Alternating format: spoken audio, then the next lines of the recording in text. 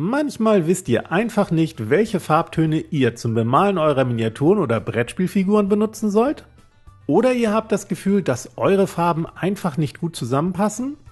Dann freut euch nun auf einige nützliche Tipps, die euch künftig garantiert bei eurer Farbauswahl helfen werden. Und damit moin moin und herzlich willkommen zum TWS.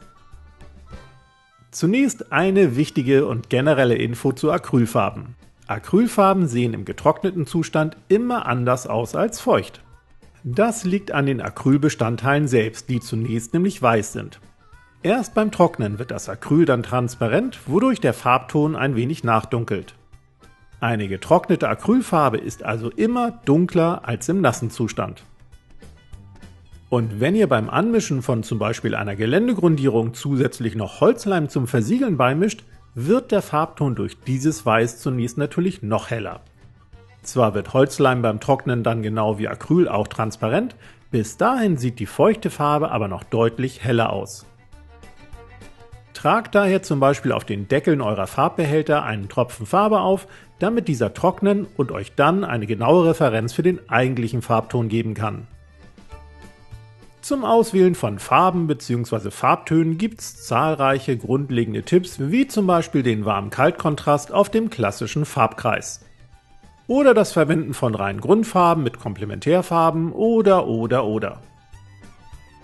Zahlreiche Videos auf YouTube haben sich diesen Themen bereits angenommen und geben darin viele Tipps.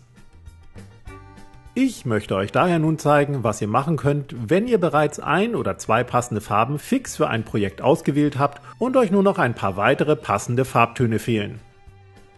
Der einfachste Weg, um Farben einander anzugleichen, ist das Mischen. Dafür entscheidet ihr euch quasi für eine Hauptfarbe und mischt davon ein klein wenig in alle anderen Farben hinein.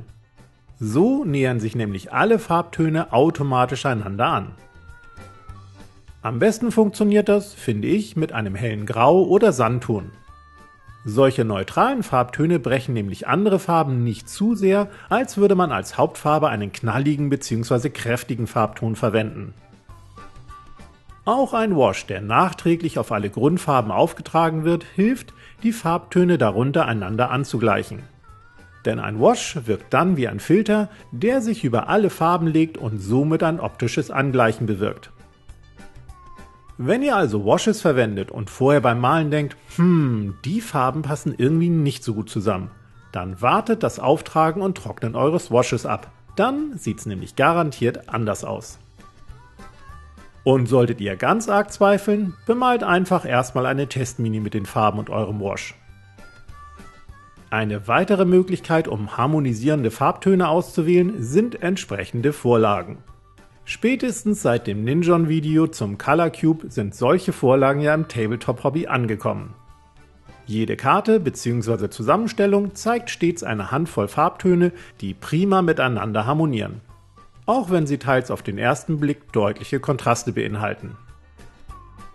Und auch wenn die Karten in den Color Cubes toll und hochwertig aufgemacht sind, mit Versand aus den USA und Zollgebühren ist das leider kein Produkt zum eben mal mitnehmen. Ganz anders die diversen Bücher, die es in dem Bereich gibt und ebenfalls viele harmonische Farbkombinationen enthalten. Dieses hier hat beispielsweise nur knapp 10 € gekostet. Ihr habt zum Beispiel ein Orange und wollt wissen, welche Farbtöne damit harmonisieren? Schaut einfach die Vorlagen durch. Und natürlich gibt es solche Vorlagen auch rein digital in zahlreichen Apps. Teilweise könnt ihr darin sogar eigene Fotos oder Internetbilder von bemalten Miniaturen analysieren und so blitzschnell Infos zu harmonisierenden Farbtönen erhalten. Aber bitte immer dran denken, dass dies lediglich Anregungen sind. Ihr müsst nicht unbedingt genau diese Farbtöne verwenden und sie gegebenenfalls extra kaufen. Ein leicht anderer Farbton aus eurer Sammlung tut's garantiert auch. Zumal ihr ja nun auch wisst, dass eine getrocknete Farbe immer ein wenig anders aussieht als im feuchten Zustand.